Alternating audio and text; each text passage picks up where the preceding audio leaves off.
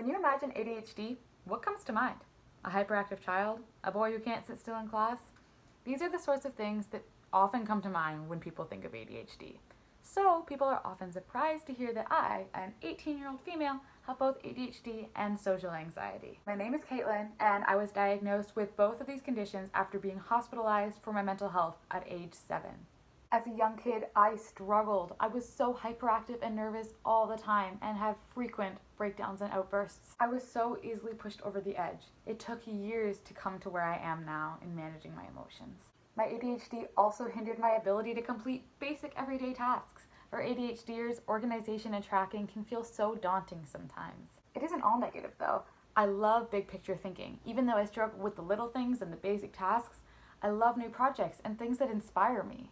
I'm also a big picture learner. When it comes to complex, rich topics, I love learning. But if my brain deems something as simple or boring, I completely zone out. Sometimes I focus too little, sometimes I focus too much.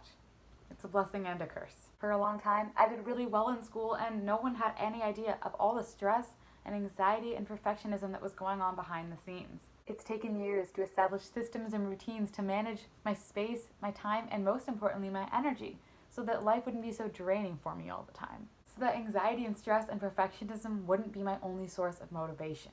And I did well. Throughout every year of high school, I maintained marks in the mid-90s. I took an extra year even to pace myself and to make sure that I wasn't stretching myself too thin and putting my mental health on the back burner. I played the role of Dorothy in my school's production of The Wizard of Oz. I joined clubs. I did things that were fun and connected with other people. One of my proudest accomplishments was in a fundraising campaign that I ran for a charity program in Guatemala. We raised a total of over $11,000. This moment was huge for me. After a childhood full of aggressive outbursts and nervous breakdowns, I didn't think I'd be able to make a difference in that way. I realized that my mental and emotional setbacks didn't have to stop me from doing what I was passionate about. In fact, my intense emotions allowed me to empathize with others, and my ADHD hyperfocus let me zone in on the causes that mattered most to me. So up until this point, I focused on spreading mental health awareness. By speaking openly about my ADHD and anxiety, I can combat stigma. By being vulnerable, I can advocate for others and make them feel less alone. In the upcoming school year, I'll be applying to university programs to study psychology.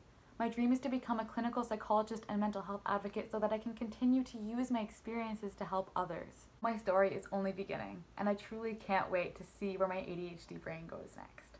Thank you for watching.